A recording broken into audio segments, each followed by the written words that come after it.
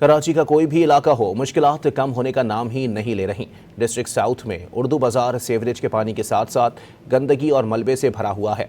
दुकानदार हों या खरीदार, सब इस गंदे पानी से परेशान नजर आ रहे हैं। मज़ीद तफसीलात जानते हैं डॉन न्यूज़ के नुमाइंदे इमरान आहत खान की इस रिपोर्ट में।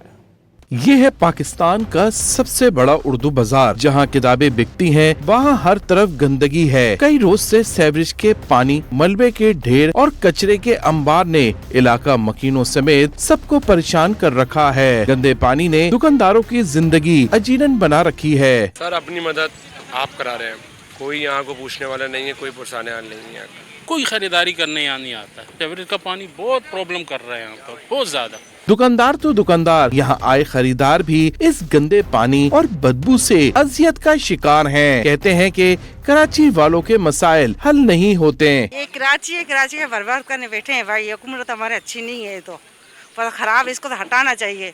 हम तो ये कहने लूटने पे कराची वाले टैक्स बंद कर देना। नो डाउट गवर्नमेंट की इसमें लापरवाही है, उसको बहुत कुछ एक्शन इस पे लेना चाहिए ताकि, और ये तो है बहुत बड़ी बाजार है यहाँ पे, यानी तालीम के हिसाब से सारी चीज़ें जो भी हमारी किताबें होती हैं वो सारी चीज़ें यहाँ पे मुयसर होती हैं। तो सिंध गवर्नमेंट की और ये डिस्ट्रिक्ट गवर्नमेंट है, ठीक है ना, उनकी ये लापरवाही है और उनकी जो है ना काम में संजीदा नहीं है। तो यहाँ कस्टमर आते हैं, ये देखें कितनी बदबू है, कितनी गलाजत है, इससे बीमारियाँ फैलती हैं और इसमें से कई देखें कोई बंदा इसमें गिर भी सकता है। कि उर्दू बाजार के रहायशी कहते हैं कि जगह जगह कचरे के ढेर, गंदे पानी और मलबे के बाइस परेशान हैं। इस गंदे पानी में यहाँ कभी बुजुर्ग तो कभी बच्चे गिर के जख्मी हो जाते हैं। हुकूमत फौरन एक्शन ले और यहाँ सफाई के अहकामात जारी करे।